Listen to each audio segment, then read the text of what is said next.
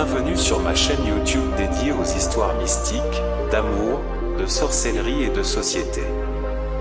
Ici, vous trouverez une collection fascinante d'histoires qui vous transporteront dans des mondes imaginaires et vous feront découvrir des expériences que vous n'auriez jamais imaginées. Mais notre chaîne n'est pas seulement là pour vous divertir, elle vise également à offrir des conseils pratiques pour vous aider à naviguer dans les défis de la vie. Nous sommes passionnés par la puissance de l'histoire et de la narration pour inspirer, éduquer et éclairer. À travers nos vidéos, nous espérons vous faire réfléchir et vous donner des outils pour surmonter les obstacles auxquels vous pourriez être confrontés. Nous sommes convaincus que les histoires peuvent nous aider à mieux comprendre le monde qui nous entoure et à nous connecter les uns aux autres. Alors, que vous ayez déjà vécu des situations similaires à celles que nous explorons ou que vous cherchiez simplement à élargir vos horizons, notre chaîne est là pour vous. Nous sommes impatients de partager notre passion avec vous et d'apprendre de vos expériences et commentaires. Alors, abonnez-vous dès maintenant et rejoignez notre communauté de conteurs et d'auditeurs. Passons à l'histoire. L'histoire se déroulait au Sénégal. Quand j'étais étudiante, j'ai fait partie d'un groupe de 7 personnes composé de 2 filles, dont moi, et 5 garçons. Nous passions notre temps ensemble, mais comme dans tous les groupes, il y avait une personne qui aimait porter attention à tout et qui voulait protéger tout le monde. Malheureusement, c'était moi, je suis comme ça de nature et j'ai un 6e sens très développé.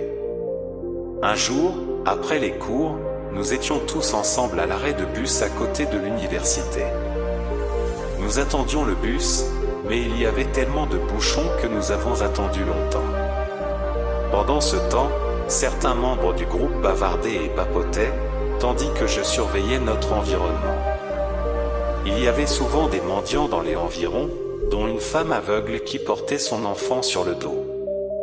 Une dame est arrivée en voiture avec son chauffeur.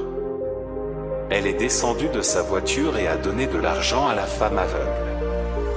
Elle a discuté un peu avec elle, puis elle est repartie. Quand elle est revenue, elle tenait un petit sac léger blanc et bleu avec un autre sac à l'intérieur. Elle a donné le sac à la femme aveugle en lui disant que c'était un cadeau de sa part.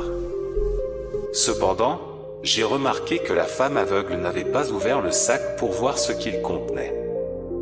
J'ai commencé à m'inquiéter et j'ai observé attentivement. J'ai vu que la femme aveugle a senti quelque chose bouger dans le sac et elle l'a laissé tomber. J'ai tout de suite pensé qu'il s'agissait d'un serpent.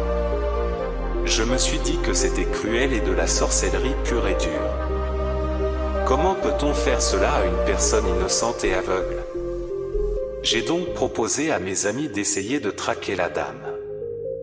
Nous avons bloqué l'autre côté de la route pour l'empêcher de s'échapper, et j'ai demandé à mon ami Ibrahim, le plus costaud du groupe, d'interpeller la dame et de lui demander d'ouvrir le sac. Je voulais savoir ce qu'il y avait dedans avant que la femme aveugle ne soit blessée. On lui a arraché la clé de sa voiture de force et on a ordonné à la dame d'ouvrir son sac. Apparemment, il y avait quelque chose dans le sac et il fallait faire attention. Personnellement, je pense qu'il y avait un serpent dedans. La dame a voulu porter plainte contre moi, mais j'ai accepté de discuter avec elle. Nous nous sommes éloignés et elle m'a proposé 7 millions de francs CFA pour que je me taise. Elle a proposé cette somme car elle savait que si le serpent avait mordu la dame aveugle, elle n'aurait rien gagné comparé à cette somme d'argent. J'ai répondu « Ah » et je lui ai demandé pourquoi elle me proposait tout cet argent.